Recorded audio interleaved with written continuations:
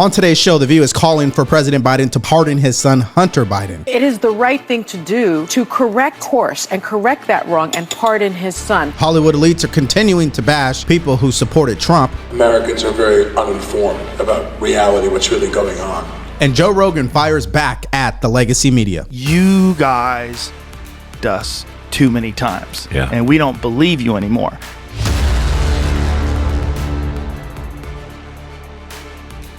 In this video today, we're going to begin with proving once again that the set of rules for the elites is totally different than the set of rules for people like you and me. Watch. So I actually think that the only reason he was indicted is because his last name is Biden. So if you look at it like that, right? If you look at it like that, then it is the right thing to do to correct course and correct that wrong and pardon his son. The other piece of this is Hunter Biden has acknowledged his addiction. Yeah. He is an addict. And in the law, you know, there are all sorts of ways to handle people that commit crimes because of their addiction. There are drug deferment programs. And he should be someone that should be treated a bit differently because of the addiction. And I would support not only, I think, his pardon on the illegal gun application one, but the other one in California. So clearly Sunny Hostin is clear on the idea because she sees Hunter Biden in a different light than she does for Trump. But Alyssa Griffin points out the obvious. It would be a disastrous look for democracy. Personally, I think I would pardon my child. I don't even have kids. I'd bury a body for my child. So I get it as a personal decision.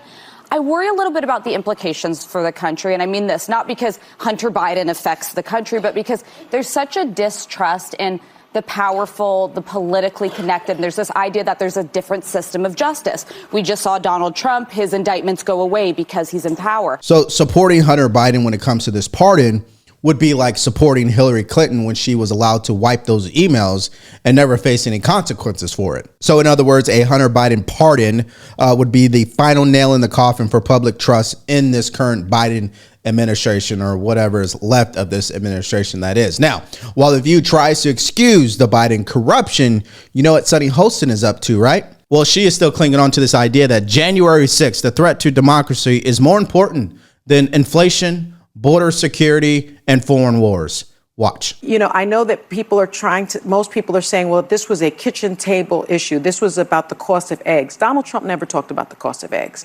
He tried to commit a sex act on a microphone. He talked about, you know, pets being eaten. Yeah. But when the exit polls were taken, the 92% of black women that voted for the vice president said that the number one issue for them was January 6th and the fall of democracy. Yeah. So there were some voters that felt that was very, very important. Well, newsflash, Sunny Hostin. Americans care more about inflation, crime, border security, foreign wars, cost of living, healthcare, things of that nature. They could care less about January 6th. You're still stuck in the past, while the rest of the country is trying to move forward in a more positive way. Okay, so if you're getting value from this video, do us a favor, will you? Please like, share, and subscribe to this channel. If you want to support us further, go to the link in the description below, shop the merch store, or buy us a cup of coffee. So Sunny Hostin is not the only person with an obsession to be this out of touch. Hollywood elites are continuing to belittle people who supported Trump in this past election, particularly Sarah Stone and Alec Baldwin. Let's start with Sarah Stone and what she had to say. You know, Italy has seen fascism. Italy has seen these things. You guys, you understand what happens. You have seen this before. My country is in its adolescence. Adolescence is very arrogant. Adolescence thinks it knows everything. Adolescence is naive and ignorant and arrogant. And we are in our ignorant, arrogant adolescence. We haven't seen this before in our country. So Americans who don't travel, who 80% don't have a passport, who are uneducated, are in their extraordinary naivete. What I can say is that the only way that we can help with these issues is to help each other. So Sarah Stone is just showing you, again, that Hollywood cannot resist belittling people who supported Trump. In fact, it's the very people who are a part of the movement behind Trump and will be here beyond Trump, of course, right? But she wasn't the only one. Here, Alec Baldwin. In my country, without going into significant detail, half the people in the country are happy and half the people in the country are very unhappy. It's a very difficult time in the United States. And I think the only way people can learn what is happening, and film is unique in this way, not only what's happening in the United States, but around the world. What's happening, you might not learn from the news. Television news in the United States is a business. They have to make money. And again, not to go into great detail about that, but there's a hole, there's a vacuum. There is a gap, if you will, in information for Americans. Americans are very uninformed about reality, what's really going on. Okay, so the question I have here is, why do Hollywood elites continue to mock people who support Trump? It's because they don't understand two major things. Number one, frustration with a broken political system in our country, no question, and a rejection of out-of-touch elitism. I mean, that's really what's happening here. People don't like what's happening in Washington, D.C., but the Hollywood elites won't accept it. These are the same celebrities who lecture us about climate change while flying private jets. Make that make sense, right? Their attacks on Trump supporters only strengthen the resolve of these voters who see Trump as a fighter for middle America. Now, Senator John Kennedy had some choice words for these Hollywood elites. Check this out. They have the right to their opinion, but they're just goofy. They hate George Washington and Thomas Jefferson and Abraham Lincoln and Dr. Seuss and Mr. Potato Head. They think our kids ought to be able to change genders at recess. They carry around Ziploc bags of kale to give themselves energy. To me, to each his own. To me, kale tastes like I'd rather be fat. Now, these people are entitled to their opinion, but they have an unwarranted sense of moral and intellectual superiority. They think they're smarter and more virtuous than the American people. And they think we're not real people. But we were, and we are real people. And in this last election, we got real mad. And we sent a message clearly, unequivocally. And my message to all my friends and my enemies in America is happy Thanksgiving and stay deplorable, my friend. But it's not just about Hollywood losing touch. It's corporate America who's backing away from its woke DEI stances, and the numbers are starting to prove it. In fact, interest in corporate DEI policies from everyday Americans is collapsing. How do people feel about companies taking even a stand on the issue? Now, this is where it gets very interesting, because here we have a real-time trend. So let's take a look at it, all right? Businesses' DEI public stance. Important to know, back in 2021, so we can go all the way back then, right? Just after the summer of George Floyd, which of course was back in 2020. How important did folks think it was to know the DEI stances of businesses? It was 68%. It was 68%.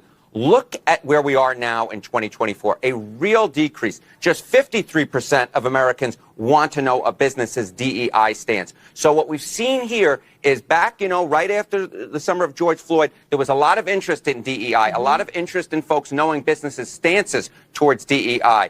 Now, considerably less so in 2024. So the decline of DEI is like the stocks that plummeted after Bud Light went woke. Americans are rejecting corporate virtue signaling, seen with the backlash against companies that put woke agendas over providing value and results. Conservative boycotts and activism have shown the power of the free market and pushing businesses to focus on their customers, not political trends. See Walmart's new announcement about what they're doing with their DEI initiatives. Conservatives fighting back against corporate DEI may have scored their biggest victory yet.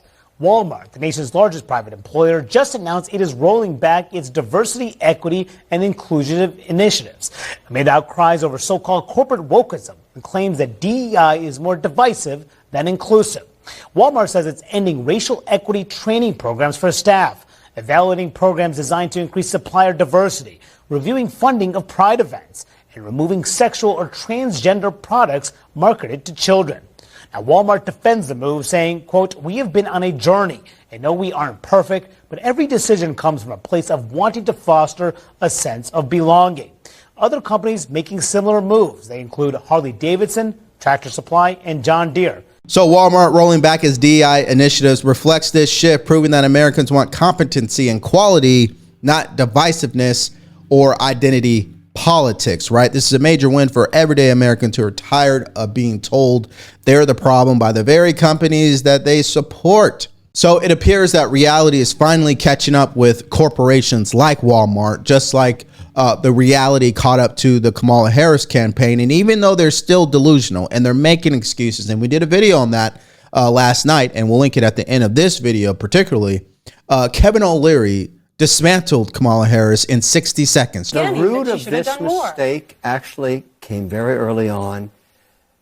They didn't run a process. They made an excuse of $317 million in the kitty. They kept the same campaign manager and said, we will anoint this faulted, broken candidate who was inconsequential in her vice presidency, lost in 2019, as you detailed, complete loser in 2020, never could articulate anything, had no compassion for people. And her own advocates, let's not forget this. I remember the minute this happened, I was in Europe. She went on to The View. All those women wanted her to win. They threw her a softball.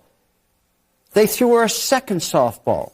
She was so weak as a candidate, she couldn't even answer that she would do something different. It ricocheted around the world. She was finished. Well, let me go. They will never do that again. Kevin O'Leary, he completely nails it. We know this.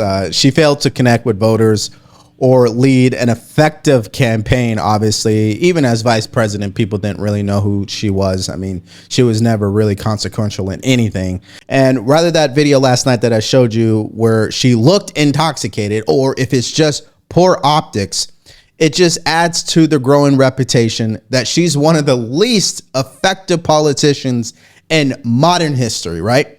Speaking of what you would want to see in your leader, particularly a leader who's willing to go and meet people where they're at, James Carville, who has been a historic Democratic strategist, has some choice words for the party in regards to Kamala Harris not going on the Joe Rogan podcast. The vice president was thinking about going on Joe Rogan's show, and a lot of the younger progressive staffers pitched a hissy fit. If I were running a 2028 campaign and I had some little snot-nosed 23-year-old saying, I'm going to resign if you don't do this, not only would I fire that on the spot, I would find out who hired them and fire that person on the spot. I'm really not interested in your uninformed, stupid opinion as to whether you go on Joe Rogan or not. All right, so people like James Carville, he reminds me of when I served in the military for 13 years. I had a lot of leaders at that time that were very old school. They were results driven. They didn't care about how you felt or what your emotions were or your misinformed opinions. Now, this also speaks to how out of touch the legacy media is and how sick they are over what Joe Rogan accomplished with President-elect Trump, where that episode alone got over 50 million views. Well, of course, this did it in for the Kamala Harris campaign, and now it got so bad that people out of Australia, their legacy media, is taking aim at Joe Rogan. Listen to this. I am not a consumer or enthusiast about Mr. Rogan and his work. Shocking. I am not one of the 3 billion, and I'm unlikely to be 3 billion and one anytime soon. I think people like Mr. Rogan prey on people's vulnerabilities. They prey on fear. They prey on anxiety. They prey on all of the elements that contribute to uncertainty in society, and they entrepreneur fantasy outcomes and conspiracy outcomes as being a normal part of social narrative.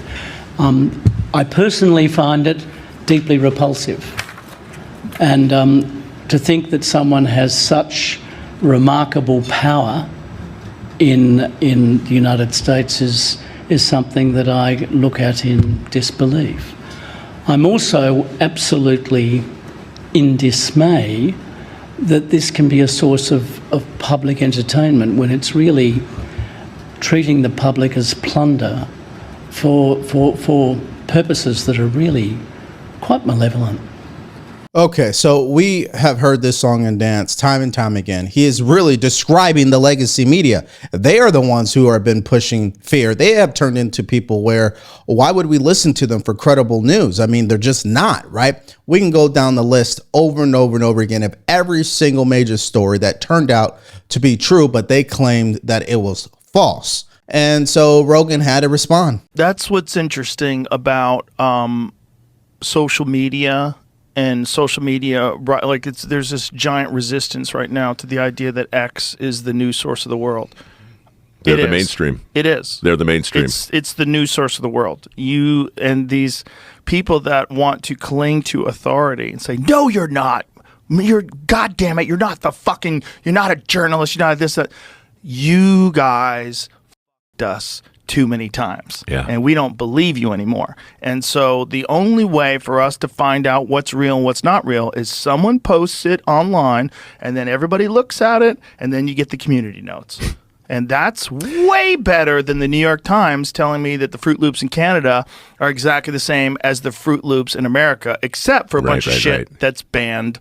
And that's the whole point. Okay, bigger picture here is that the fact that the ABC chair even commented on Joe Rogan just shows how scared they are that they are losing relevance to independent platforms. That's why the average voter out there will trust Joe Rogan over the legacy media, because Joe Rogan just cuts through the noise and just tells you exactly what he thinks without some executive or board of directors telling him what he has to say. However, there are certain individuals on the legacy media channels, particularly Scott Jennings on CNN, who continues to give the CNN panel a reality check. And this time around, they are now trying to scare Americans about Trump's tariffs. They don't believe Trump's tariffs are going to work, and they don't like it that he's threatening Mexico and Canada. But Scott Jennings sets them straight. I'll tell you what Mexico needs to do. They need to stop the people, and they need to stop the drugs. It's coming right over the southern border. They're a terrible neighbor. They have been a terrible neighbor. And Donald Trump needs to get their attention, and I think he has done that. I agree with you. This is the beginning of a negotiation, but it's more than just the economy. It's national security, and it's this poison that is killing American people all over this country. I 100% agree.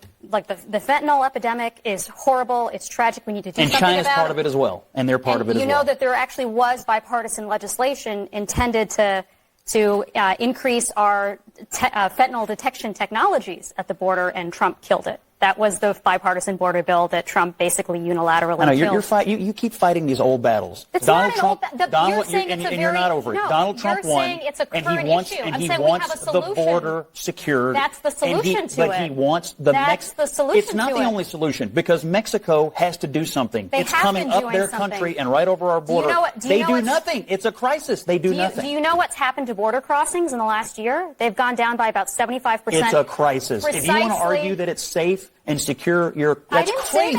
I didn't say that. They've got to act. I didn't say that. I'm saying Yes, the border crossings have come down, but why? Because the president finally stood up and did his job. He issued executive orders in order to close the border. But what happened over the past 3 years? Yeah, we don't need to relitigate that, right? And the problem that I continue to see is how they have so much compassion for people breaking the law, and they're not giving any attention to the active threats that are happening within this country. Now that we knocked out all of these stories, I want to hear from you guys in the comment section below. Tell me your opinion about The View pushing the idea that Hunter Biden should be pardoned, and then tell me what you think about these Hollywood elites continuing to bash people who voted for Trump in this election. What do you think about the attack on Joe Rogan and his response? Now, last night, Kamala Harris and her campaign came out of the woodwork, started to make excuses about what happened in the election, took zero responsibility, and they did the most embarrassing thing you could do to your candidate. They made her come out, record a video to issue to her staff. They put it on social media, and she looks like she is faded. Like, she's been living in a cave for the past 2 weeks, drinking herself to death. If you guys want to check out that video, all you have to do is click on it because it's coming up right now.